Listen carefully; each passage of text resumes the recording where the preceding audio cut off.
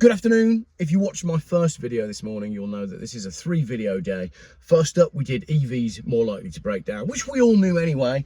Vindicated, Geoff, for everything you've been saying for the last 2 years. And now, for my big video today, I have the official reports on the Felicity Ace. Do you remember the Felicity Ace car transporter? This one that burnt down in 2022, actually. Do you remember that one? It was full of German vehicles, basically. It was on its way to the USA, and it had on board a Lamborghini Aventador that caused Lamborghini to have to restart production of that car to replace the one that they'd sold the guy that he lost in a fire that was happening on a ship whilst it was on the way to him. This was huge news at the time.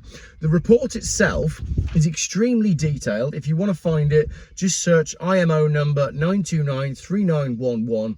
This is the Panama Maritime Authority, and it's got all of the details in there. February 16th, 2022. It is a very detailed report.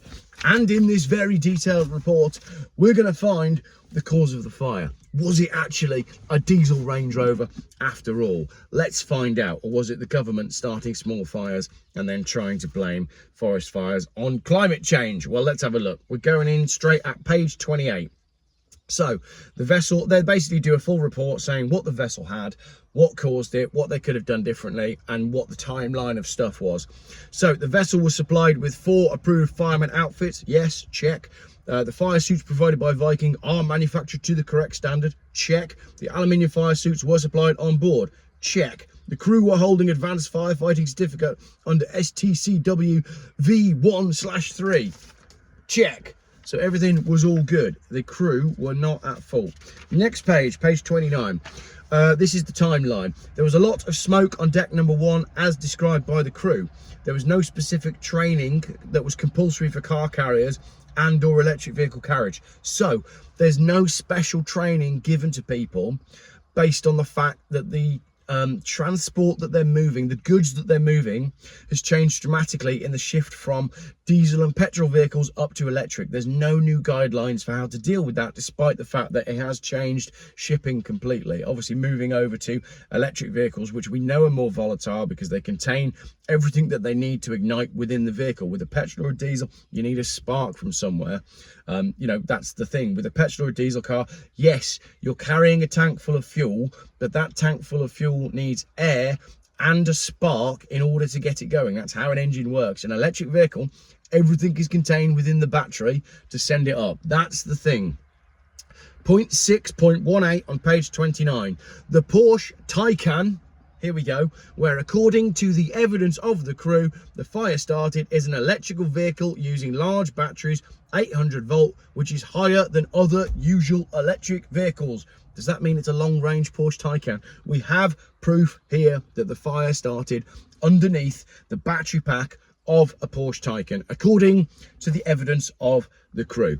The fixed high expansion foam fire extinguishing system was last serviced on the 17th of July 2020. Fans are not included in the description of the works, but the electrical motors for the fans and insulation resistance were tested and found to be in good order on the 31st of December 2021. So the fire suppression systems on the ship were working correctly. 6.20. All what salvors were able to do is boundary cooling from outside, but the fire had reached all cargo decks. Photo. That is the fire being cooled from outside when they had ships outside the Felicity Ace and were just trying to cool down the sort of superstructure of the ship because the inside was completely on fire. That's exactly what's happening with that other ship that is currently still on fire and drifting in the middle of the ocean. It's the same thing. And here's the proof that it was an EV that caused it. 6.21. As per the SMS PAR 5014, any member of crew who discovers a fire, no matter how small, must raise the alarm immediately and attempt to extinguish the fire with appropriate equipment if it's safe to do so. According to the first AB visually locating the flames, him and his companion tried to approach the flames, but they claimed there was too much smoke and they could hear small explosions. None of the extinguishers taken were discharged. It was too dangerous to try and tackle the fire in the way that they'd been trained to do so. And the small explosions are quite likely to be the battery packs, each individual battery pack of that Porsche Taycan going up. And we know that when that happens, it generates a massive amount of smoke. So that would have been a pretty scary situation to be in. All of their training, all of the equipment was correct and up to date, and they still weren't able to do anything. 6.22, fire patrols were scheduled at the end of their watch outside accommodation and storerooms for undetected outbreaks of fire. Since the cargo decks are monitored by smoke detectors on a 24-hour basis, they're not included in the fire patrol schedule. So basically, you have walking patrols to go and see if there's any problems on the ship. But because the actual cargo decks themselves have got fire suppression and smoke detectors, you don't have to patrol the ship. 6.23, there was a requirement for the hold. Something checks, bad printing there, every 4 hours. The fire patrol was carried out, so all the fire patrols have been done correctly. Details of the muster list was not gathered during the investigation since no copy was digitally available. Did that mean it burnt in the fire? And then the responsible person for maintenance and activation of the fixed high expansion foam system was the first engineer. So basically everything is all good. And then we get over to page 32, we've got conclusions. Right, photo there of what the hold looked like. You can see they're packed in, but what the conclusions say is that car carriers are not currently prepared for extinguishing fires on electric hybrid vehicles, since shipping of such vehicles is relatively new and currently growing. Exactly what I said at the intro to the video. There's no specific equipment nor procedures for fire extinguishing on electric hybrid vehicles on car carriers. Electric vehicle fires are an absolute nightmare. We have a company in the UK, shout out to this company, they're called EV Cool Tubs, and they basically build, imagine a shipping container with an open roof. You fill it with water and you dunk the electric car in. That's all you can do. So the only options these guys have actually got with an electric car fire is to act very quickly, cover it in an EV car fire blanket that in theory could contain the fire, but probably wouldn't in such a confined space, or dump the offending car into the ocean, which is not going to be an easy thing to do if they're packed in like that. So I don't know, open to suggestions on this one. Advanced firefighting course is generic and does not cover specific type of ship such as a car carrier, so not enough training, not enough advice. Visibility was good as shown in the photo, hence fire teams could have entered to fight the fire to avoid fire spreading to another car. So they're saying there is enough access on the boat to get firefighting equipment down there, but the fire is already too vicious and too smoky and too dangerous to go down there because of the intensity of the flames and the smoke. Despite being certified under STC V1/3, crew have no specific training for extinguishing fires on electrical vehicles and no confidence due to inexperience with firefighting on enclosed spaces such as cargo decks.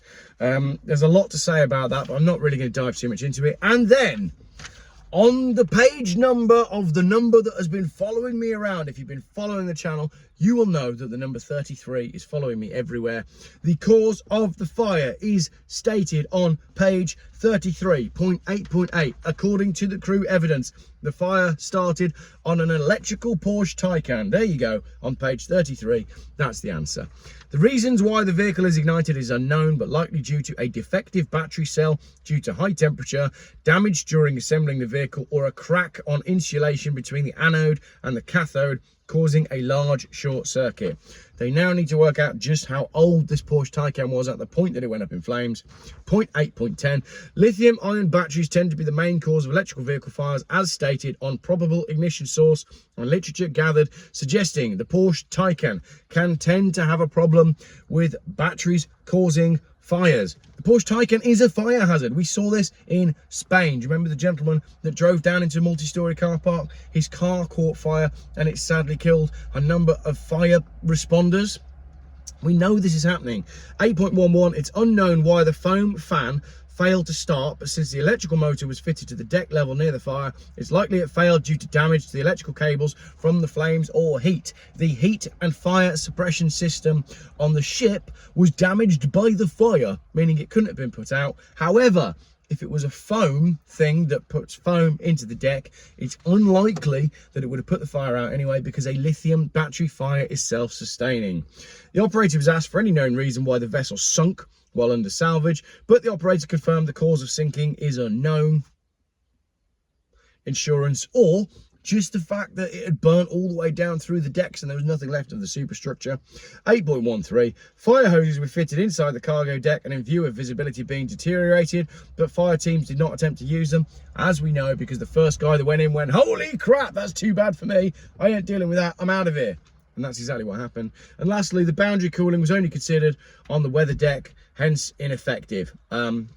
Meaning when they tried to spray the ship down from the outside, they weren't able to do anything other than let it burn to the ground, or in this case to the bottom of the sea. So that's that. The fire was caused by a Porsche Taycan. Net zero continues to be extremely hot, and we continue to be gaslit by people who tell us that electric vehicles are reliable and they don't catch fire. So there's 2 videos that prove that both of those things are lies. Anyway, no lies in tonight's video, just 2 really nice convertibles, including this one, and a Porsche that didn't catch fire. Thanks for watching.